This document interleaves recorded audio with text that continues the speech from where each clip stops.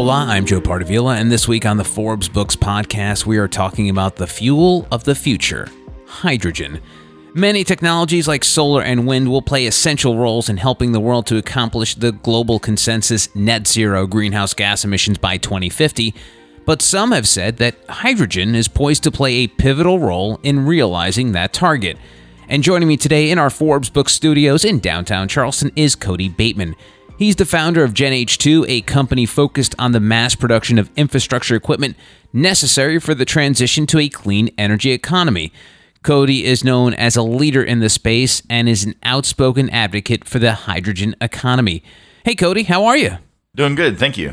So, Cody, one thing I keep reading about you is that you're a visionary in the hydrogen space.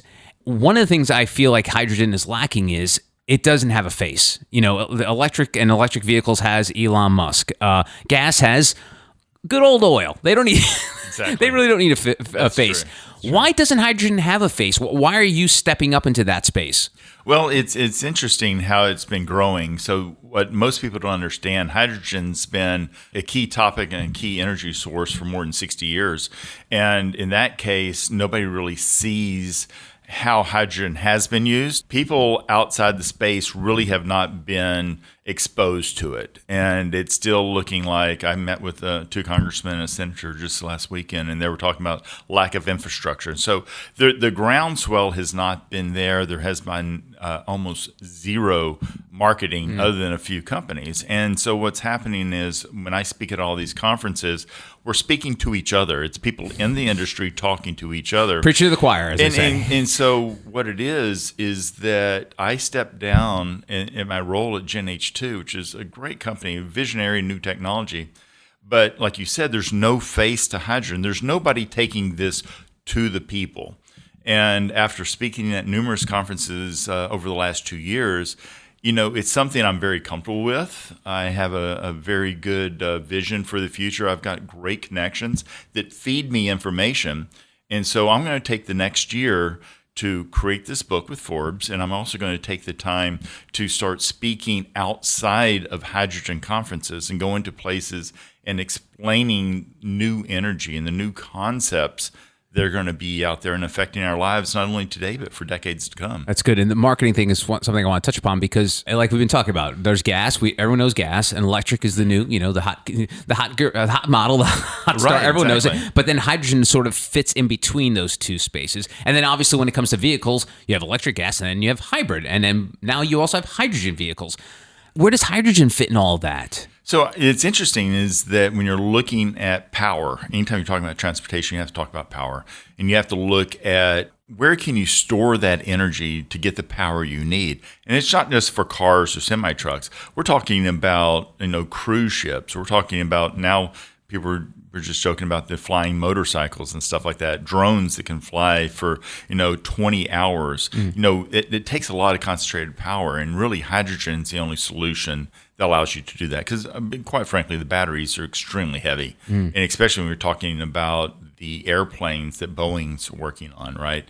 Those are going to need to be hydrogen powered. We work with the Department of Defense on heavy equipment. Those require a lot of power. And so batteries don't really work in that case. Yeah. And so hydrogen gives us the same flexibility as diesel, but it is sustainable. Okay. And it's a lot better for our environment long term. And I think ultimately you're going to start seeing why hydrogen has to be the answer. I want to touch upon the idea of what hydrogen is, but one of the things I want to sort of unpeel there is you were talking about the storage. And that's sort of like the clean energies industry's like dirty little secret. Like, they don't know if they have the ability to store all of this energy. That's correct. They're coming up with all these concepts that are amazing and groundbreaking, but at the end of the day, we got to find a way to store and harness that energy. We know how to get it from the sun, the wind, and all that jazz, but where are we storing this stuff? Talk to me about like the storing of energy when it comes to hydrogen. Well, that's one thing that we did at Gen H2, and something I've been focused on for especially the last 3 years, is how do you store that as effectively and efficiently as possible. And so one thing that I started doing before almost anybody was talking about liquid hydrogen and the importance of liquid hydrogen. It does cost, extra energy to store the energy in liquid format, but once it's in liquid format, you can do so much with it. You can put it on planes, you can put it on, long rail systems without being tied to electricity lines. You can put it in semi-trucks. And so the liquid is a very dense format of storing that electricity. But you're absolutely right. You can have great things like geothermal energy. You can't move with geothermal energy, right? You have to move it away from the geothermal plants. Same thing true with nuclear, right? Nuclear energy is going to be key to our future long term. But that nuclear energy has to be put into something that is safe and effective to be traveled down the road, be put in cruise ships and stuff. And so that's what hydrogen's going to be doing for us, is storing the electricity from solar, from wind, from geothermal, from nuclear, from all these different ways, and putting it so we can put it to everyday use. Okay. And so let's talk about the actual hydrogen. From what I understand, there's 3 ways to make it: gray, blue, and green. And it's funny that they have these color concepts. Is there a particular form that you've kind of sort of like made your bag, or are you sort of interested in all 3? So what we've actually done, there's actually more colors than that. Oh, really? Okay. There's pinks and turquoise. And so what you're seeing in the last 6 months, everybody's moving away from the color schemes. They used the color schemes initially almost to play against each other, like, you're gray and we're green. Got it. And we're blue.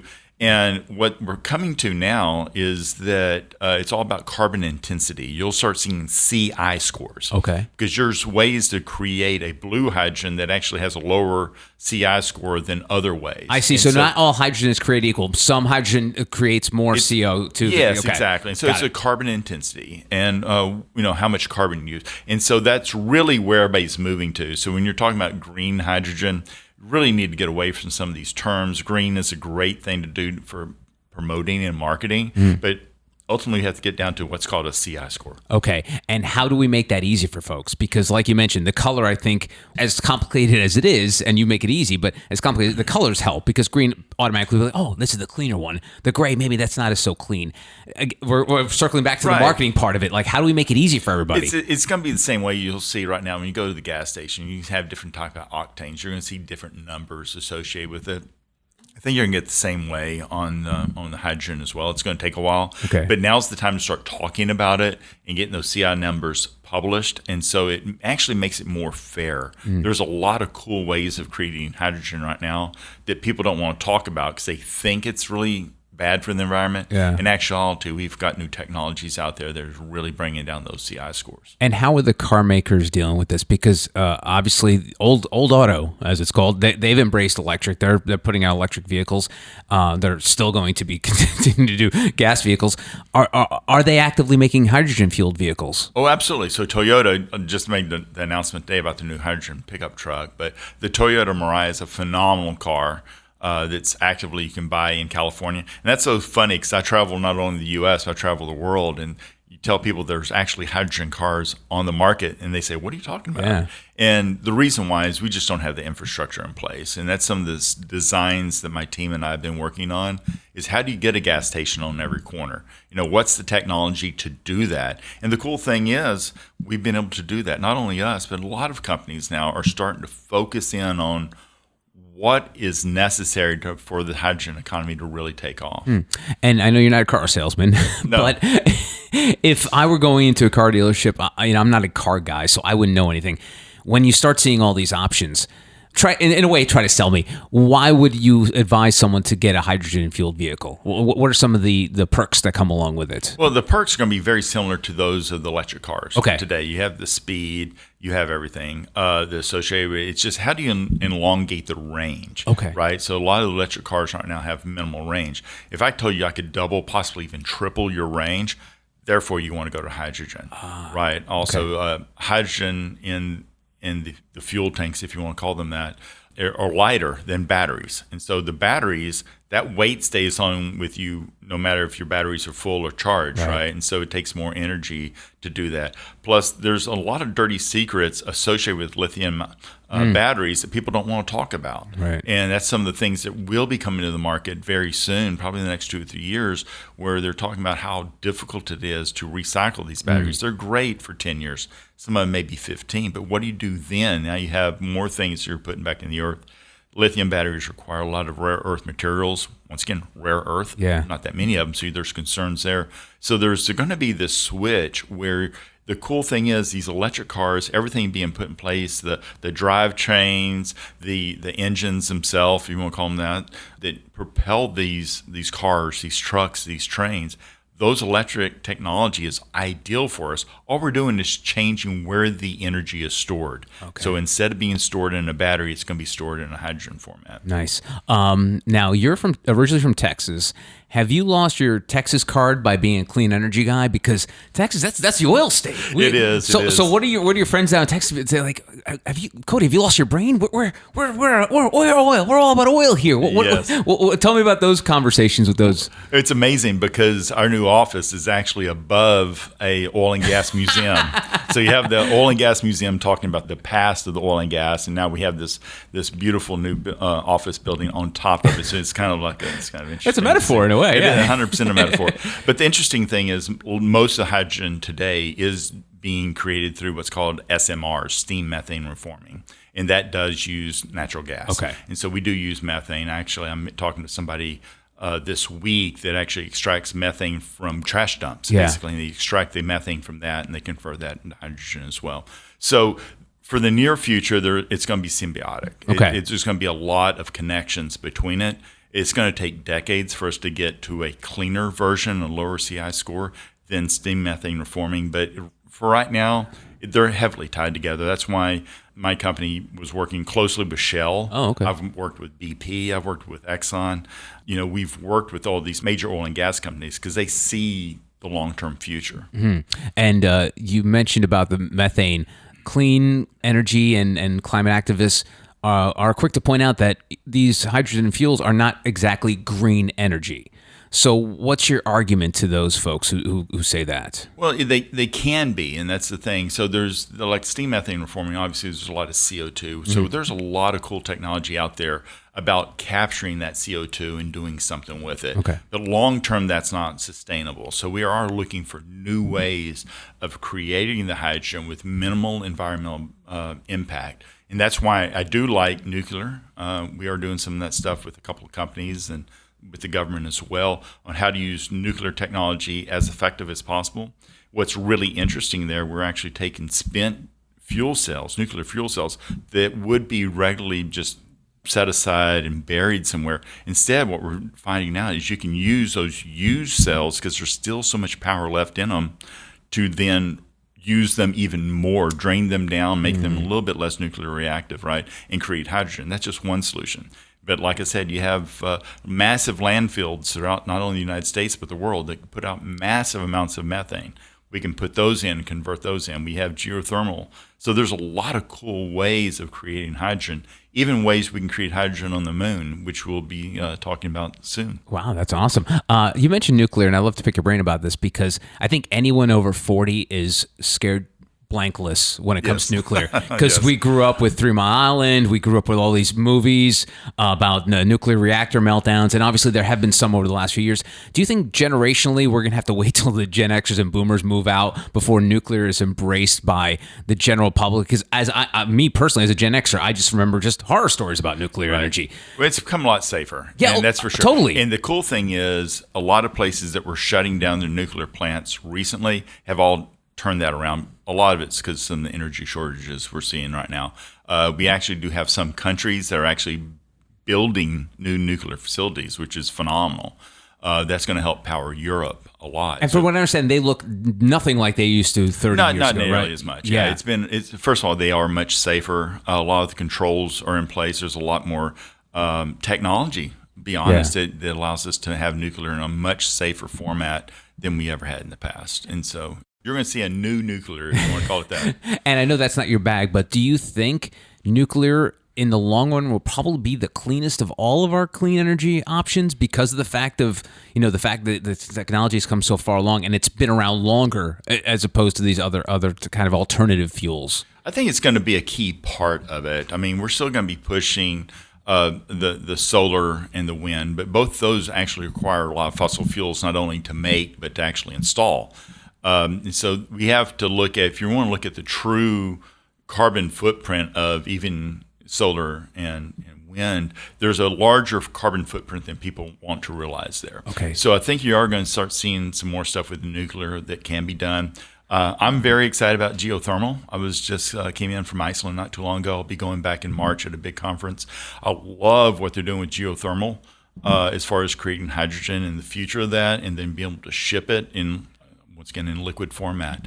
So I think you're going to start seeing, it's going to be a mix. There's not one single solution, but I think nuclear has got to be a key part of this, considering the massive energy needs throughout the globe. I've spoke to a lot of folks in the clean energy space, and some are conservative, and the way they've actually argued the use of clean energy to fellow conservatives is, hey, let's not talk about politics. Let's not talk about climate change. Let's talk about like how much money we can make off of this. Do you carry that same tact with you as well? That would like keep the politics out of it, keep the climate change discussions out of it. How do you balance that? Yeah, and actually, I keep the money out of it as well. Oh, okay. I really do think that we have to look at the long-term energy play, not something just for the next 10 years, 50 years, or even 100 years. But after 100 years, 200, 300, 400 years down the road, what is going to be our power source? And while some people think that fossil fuels were here forever, there comes a point where it costs more money to extract fossil fuels out than it does the energy that you get out of it. And so, what I've stated numerous times, fossil fuels are finite. There's only so much. And while there may be thousands of years in the ground, there's probably not thousands of years of extraction. So we do have to look at alternative options out there on how to do this. So it transcends the environment. It's bigger than the money you make on it. It's down to human necessity. We have to have energy. We've evolved as a culture that we are so heavily dependent on energy. Where is that going to come from? And then how do we maintain it? How do we grow it over time? So we're all about saving the environment. We all want to do what's best, and I think that's true. That's apolitical. If you see me speak, I don't talk right or left. I don't really talk about the Green New Deal because that is a little bit polarizing. We just look at the facts. And I'm a data guy. I've been doing data stuff and research my entire life. And if you look at the hardcore data, it transcends everything to do with environment or politics or even money. It just comes down to basic human needs. And that's what we need to have for energy. And how do you get folks who are like, I don't believe that data? You know what? I think the gas is going to be here forever. Just because I don't believe in climate change. How do you work through that barrier? Because regardless of politics, you're going to have people who just don't believe. Yeah, you're always going to have that. You're always going to have the doubters and stuff. All I can do is keep going to seminars, going to these trade shows, talking to the industry experts outside myself. I've got a very large network now. But when you start talking about people from Venezuela or Colombia or Saudi Arabia or Qatar, and they start telling you what's going on and what they're starting to see in their own drilling and their own production levels, they're experts in this. And so when Saudi Aramco says this is a number, you have to pretty much take that serious. And so you can believe in fantasies all you want to, but when it comes down to the hard numbers, you really do need to look at the major oil and gas companies. You have to look at the guys that actually do the drilling, which is one of the things what is special for me is I grew up in the oil field, right? One of the largest oil fields in Texas. And knowing the guys that literally put on the boots every day and go drill these wells and looking at production numbers. I mean, those numbers, we've found new ways to get the oil and gas out, new forms of fracking. We have great new technology. That's only going to take us so far. Yeah. And I want to pick your brain on this because, this 2022, we've been living in this world of gas price fluctuation. One day it's $9, next day it's $4. How does hydrogen fuels play into that? Is there a fluctuation in price? I mean, obviously, I know we're in the early stages of it, but, you're very future focused. Will you see fluctuations like that when it comes to hydrogen fuels? I don't think you will, actually. I think long term, as we start solidifying the production, and we start building the infrastructure, then put it in place, I think you're going to have a very happy, clean medium on hydrogen going forward. So I think it's not going to have these massive swings that we see today. Okay. And I mean, that could be a big selling point for a lot of folks too, because that's the reason a lot of people are going to hybrid and electric, is because they're like, oh, geez, it cost me $90 to fill up my little tiny car. I can't live like this. But then you're in California, and then you're told you can't charge your car for 5-6 hours a day. Wow. So because of electricity shortages, Yeah. because of the grid, they want to keep the grid up and operational. Wow. So you're going to have the same issues with just pure electric as well. And so I think hydrogen is that end all be all. That is my space. So you might expect me to say that, but I think you will have that consistency in hydrogen that will help. That stability, I think, is going to help, state and local governments as well as the population in general. Cool. All right, wrapping this things up. I know you sold a company. You're talking about the next year of your life. What does it look like? What does the 2023 look like for Cody Bateman? Yeah, well, I didn't officially sell the company. Oh, okay. I'm still a big owner of it. Sorry, but we have my investment team. We've decided to focus on what the industry really, really needs. My company was handpicked. The management team there was a phenomenal team. Some of these guys I've been working with for 20 years. And I was looking at what is the best thing I can do, not for me personally, but basically for the energy, environment that we're currently in. I've had great opportunities to travel the world, speak to people. I just got to speaking with a number of world leaders just this last weekend. And my time's better spent educating people, because just like this podcast, right? It's a lot of people don't know what they don't know. They don't understand where this is going, and nobody's laying down that visionary track, the future of what energy looks like. And once again, not just for the next election cycle, but long term. And so I'm really excited about the book that will be coming out soon. We have a second book already in the works about communicating, and I'm on a speaking tour again this year. So my goal is just to go out there and start educating people, showing them there is a bright future, there is a way to go forward, and that somebody's actually thinking about this today, because you don't want it to come and then all of a sudden you have no energy one day. You go turn on a light switch and there's nothing there. And so we just don't have enough people. We don't have enough energy evangelists out there that are really getting the name out and being that face, just like we started the podcast on. Who is the face of hydrogen? We have a lot of people that can talk about it, but there's nobody actively going out there and doing podcasts like this and really talking about the true future. And so that's what I got in store for me for the next year. Okay, so that's your future. Let's talk about the future of hydrogen lastly. You've been in the space for a couple of decades now. You know where it's come from, where it is today. Let's hit the fast forward button. What's going to look like in the next 10, 20 years? I think it's going to be amazing when you start seeing more stations well outside the state of California. So currently it takes 2 to 3 years really to get stations up and operational, permitted, and everything else like that. So the next 10 years, you're going to start seeing more general stations being put in place, but you're also going to start seeing aircraft. You're going to start seeing more trains and stuff utilizing. It's very easy to transform a train from diesel into hydrogen. That's not overly complex. And the rails are in place. And so it's really cool, since they run on rails, you know exactly how far they've traveled. It's going to be right. So I think you're going to see a lot more trains. I think you're going to start seeing a lot of cool little gadgets like the flying motorcycles and stuff that are already out there. That utilize hydrogen. So you're going to start seeing some cool visionary stuff that we've seen in pop culture, which is included in my book. It's about, the future is here today, and we can do that. So a lot of the things we've seen in movies since we were kids is actually going to start coming to reality. That's awesome. And it's going to be an exciting time. So the next 10, 20 years, you're going to see a lot of groundswell. You're going to see a lot of growth. And I think in 20 years is when we're going to have the aha moment that's going to say, oh my gosh, we have to have a better, stable, cleaner, sustainable energy source. And I do believe right now the future is hydrogen. Awesome. And the book, do you have a title for it yet, or are you still working on that? We're still working on it. It Okay. looks like it's going to be called Star Powered. Okay. And we like that because all stars are ultimately hydrogen in its core, and we compress them and Love it. get into the science on that later. But basically, all the energy in the universe has started out in hydrogen format, and so it's basically come full circle. Is that now we're going to take the the number one energy source in the universe, and then bringing it in. We're going to harness it, and we're going to take that to our advantage. And so, very, very excited about bringing that out in the book and having conversations about it. Awesome. Well, I'm very excited. Star Powered is a great title. I'm always a big fan of 2-word titles, so I think you're in a good. My book is good listen, so I love 2-word titles, so that's very cool. So can't wait to see what you do, Cody. It seems like you've got like the future in mind. You care about this planet, and I think we need more folks like you, and hopefully you are that face of hydrogen. Yeah, it's not a bad looking face for hydrogen. Okay, thank you. Have a great one. You too. Bye. He is Cody Bateman. To find out more and connect with him, go to codybateman.com. And that's it for this episode of the Forbes Books Podcast. If you enjoy the show, make sure you take a second to subscribe so you automatically get new shows when they drop. Also, if you have a minute, I would love if you left us a review so more amazing entrepreneurs like yourself can discover the show.